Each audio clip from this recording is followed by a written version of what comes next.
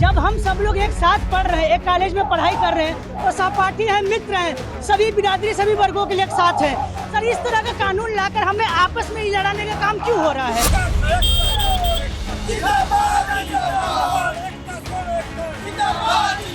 बिगड़ जाए जो हम कहीं, सोई अनर्थ हो जाए। कौन है फिर संसार में जो हम सवर्णों को न डरने पाए। जिंदाबाद जिंदाबाद जिंदाबाद।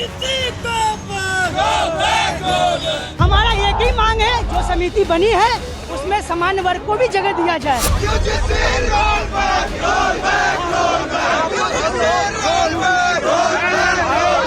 ये जातीय डिस्क्रिमिनेशन फैलाना चाहता है, जातीय भेदभाव फैलाना चाहता है इस देश में, युवाओं को लड़ा करके आपस में इस देश में गृहयुद्ध खड़ा करना चाहता है। यूजीसी की इक्विटी कमेटी, कोई कह रहा है ये सवर्णों को फंसाने के लिए टूल किट है, तो कोई इसे हिंदुओं के लिए डेथ ट्रैप कह रहा है। सरकार कह रही है कि जानबूझकर भ्रम पैदा किया जा रहा है। मकसद सरकार का कुछ और है, सरकार करना कुछ और चाहती है, लेकिन विपक्ष, कुछ लोग जानबूझकर इस पर भ्रम पैदा कर रहे हैं। खबर यह भी आ रही है कि बहुत जल्द ही सरकार फैक्ट जारी करेगी। इधर यूजीसी के इस नए नियम को लेकर देश भर में धरना, प्रदर्शन, विरोध जारी है।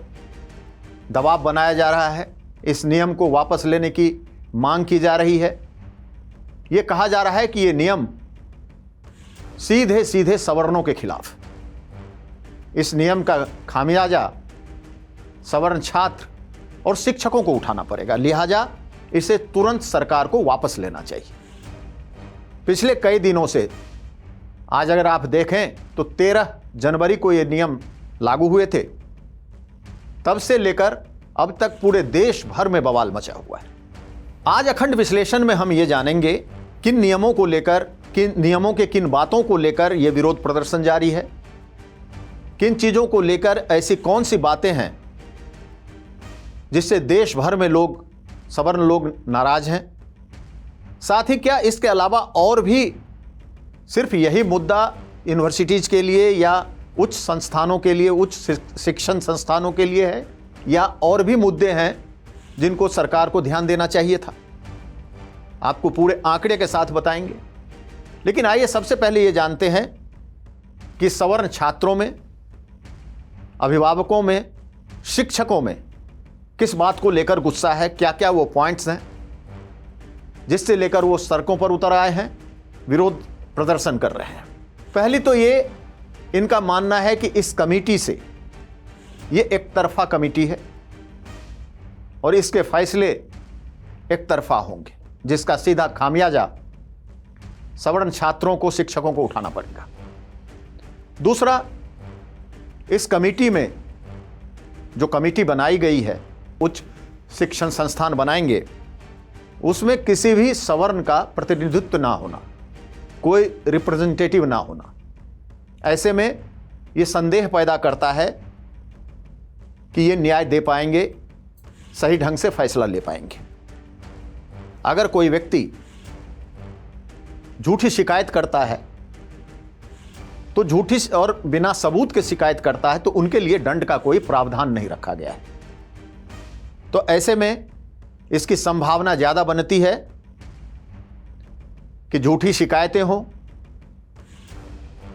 राग द्वेष के कारण बिना सबूत के शिकायतें कर दी जाए, और अगर वो खारिज भी हो गया, पकड़ में आ भी गया, तो चूंकि सजा का कोई प्रावधान नहीं है, तो इससे कोई फर्क पड़ने वाला नहीं है। तो ये एक तरह से मानसिक दबाव बनाने के लिए, मानसिक परेशानी के लिए, मानसिक तौर पर परेशान करने के लिए इस तरह की शिकायतें ज़्यादा से ज़्यादा हो जाएंगी, क्योंकि शिकायत करने वाले को कोई डर नहीं रहेगा कि अगर सबूत नहीं दे पाएंगे, वो शिकायतें उनकी झूठी होगी तो उन पर कोई कार्रवाई हो सकती है। अगला है पहचान गोपनीय रखा जाएगा। ऐसे में कोई भी व्यक्ति किसी के भी खिलाफ गुप्त रूप से शिकायत कर सकता है।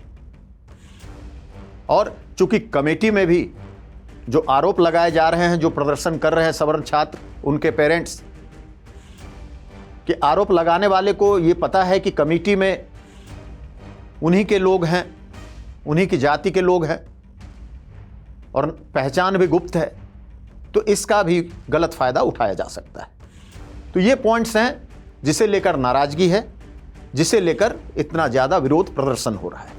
सही मायने में कहें तो जब से ये मुद्दा आया है, समाज सीधे सीधे दो वर्गों में बंटता जा रहा है।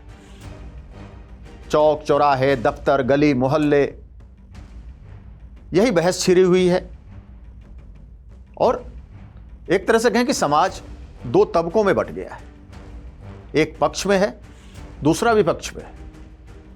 ये भी सवाल उठ रहे हैं कि आखिर अब तो इतनी ज़्यादा चीज़ें हो चुकी हैं, ऐसे समय में ये लाने की ज़रूरत क्या थी।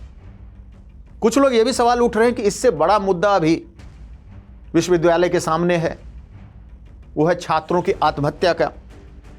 जो आंकड़े बताते हैं वो आंकड़े ये बताते हैं कि अगर इन छात्रों के ऊपर एसटी, एससी, दिव्यांग, ओबीसी छात्रों के ऊपर अगर जितने भेदभाव के मामले सामने आए पिछले 5 सालों में, उससे ज्यादा छात्रों के आत्महत्या के मामले आए, तो सरकार उसको लेकर क्यों नहीं कुछ कर रही? उनको लेकर सरकार ने कोई इस तरह की कमेटी या इस तरह के सख्त उन पे ध्यान क्यों नहीं दी? ये भी सवाल उठ रहे हैं। मैं आंकड़ों के साथ बताऊंगा कि भेदभाव के कितने आंकड़े हुए, साथ ही ये भी बताऊंगा आत्महत्या के, छात्रों के आत्महत्या के इन विश्वविद्यालयों में कितने आंकड़े आए हैं, कितने आत्महत्या छात्रों ने किए हैं पिछले 5 सालों में। सही मायने में कहें तो हायर एजुकेशनल इंस्टीट्यूट ही ऐसे हैं जहां समानता, योग्यता, इनको आगे बढ़ने का मौका मिलता था, इन्हें अवसर दिया जाता था आगे बढ़ने का। लेकिन यूजीसी के इस नियम से अब सवाल खड़े होने लगे हैं कि अब तो लोग ये कहने लगे हैं, लोगों का ये आरोप है कि हायर एजुकेशन इंस्टीट्यूट में भी अब वो बातें नहीं रही, यहां भी अब समानता वाली बात नहीं हो सकेगी, यहां भी भेदभाव होगा। 13 जनवरी को यूजीसी ने promotion of equity in higher education institution regulation 2026 लागू किया। हर कॉलेज में 9 मेंबर्स इक्विटी कमेटी गठन करने का प्रावधान है। सभी यूनिवर्सिटी, कॉलेज जो हायर एजुकेशनल इंस्टीट्यूट हैं उसमें 24/7 हेल्पलाइन होंगे, इक्वल अपॉर्चुनिटी सेंटर होगा, इक्विटी स्क्वाड होगा और इक्विटी कमेटी होगी जिसमें 9 सदस्य होंगे। ये इतनी चीज़ें हर संस्थान के लिए जरूरी है, ये हर संस्थान में होने जरूरी हैं इस नए नियम के मुताबिक। और जो लागू नहीं करेगा, जो संस्थान जो इनको फॉलो नहीं करेगा, उनकी मान्यता रद्द की जा सकती है, उनके फंड को रोका जा सकता है। यानी बेहद ही सख्त प्रावधान है, सख्त नियम है अगर इन नियमों को जो इंस्टीट्यूट फॉलो नहीं करेगा। कमेटी में जो इंस्टीट्यूट का हेड होगा उसके अलावा 3 प्रोफेसर होंगे, 2 स्पेशल इनवाइटी होंगे, 2 जनरल आदमी होंगे, जनरल सदस्य होंगे और 1 कर्मचारी होगा, यानी 9 मेंबर्स कमेटी। और इसमें से अहम ये कि जो 5 मेंबर्स होंगे वो एसटी, एससी, ओबीसी से होंगे और महिलाएं भी होंगी। विवाद यहां भी होता है कि इन 5 मेंबर्स में किसी सवर्ण को नहीं रखने का प्रावधान है, सवर्ण को नहीं रखा जाएगा। 9 मेंबर्स कमेटी, अगर 5 मेंबर एक साथ होंगे तो उनका फैसला माना जाएगा। ऐसे में एक तरफा फैसला होने की गुंजाइश काफी ज्यादा है अगर ये 5 मेंबर चाहें तो। सवर्णों का आरोप है कि अगर इस कमेटी में एक सवर्ण मेंबर होता तो ये बैलेंस किया जा सकता था, एक तरफा फैसले होने की संभावना न के बराबर होती। साथ ही इस बात के भी आरोप लग रहे हैं कि इस नियम से यूजीसी ये बताना चाहती है कि एक वर्ग लगातार शोषक रहा है और एक वर्ग शोषित, जबकि वो स्थिति अब नहीं है। अब काफ़ी हद तक खास करके उच्च संस्थानों में, उच्च शिक्षा संस्थानों में ऐसी स्थिति नहीं है। भेदभाव की आशंका होगी, ये हमने बताया ही। इसके अलावा झूठे मामलों में फंसाने का डर, बिना किसी सबूत के आरोप लगाए जा सकते हैं, एक तरफा कार्रवाई हो सकती है, झूठी शिकायत करने वालों पर कोई कार्रवाई नहीं। तो इससे क्या होगा, किसी छात्र के खिलाफ आरोप लगाए जाते हैं और बाद में वो आरोप भले ही गलत साबित हो जाए, लेकिन उस छात्र की पढ़ाई, उसका करियर प्रभावित होगा। साथ ही जब तक सुनवाई होगी इतने दिनों तक वो जो मानसिक प्रताड़ना से गुजरेगा वो अलग से। तो इसका दुरुपयोग सबसे बड़ा कारण है। अब आते हैं आंकड़ों पर। 2019-20 में 173 यानी 173 भेदभाव की शिकायतें आई एसटी, एससी, ओबीसी छात्रों के लिए। 2023-24 में यह आंकड़ा 378 था, काफी ज्यादा बढ़ गया और 5 सालों में ये 1160 हो गया, यानी 118% का इजाफा हुआ। ये तो एक पक्ष है, ये आंकड़ा है। लेकिन दूसरी तरफ इन 5 सालों में कॉलेज की संख्या भी उसी रफ्तार से बढ़ी। जो दूसरा पक्ष है वो ये है, 2023 और 24 में 1153 यूनिवर्सिटीज होते थे, 48,000 कॉलेज थे और 4 करोड़ 20 लाख छात्र इन कॉलेजों में थे। ऐसे में अगर देखें तो 4 करोड़ 20 लाख छात्रों में अगर 1160 का आंकड़ा है और माना जाए कि आधे छात्र भी अगर एसटी, एससी, ओबीसी समुदाय से हैं, तो भेदभाव की शिकायत 0.0018%, जो कि काफी नगण्य है।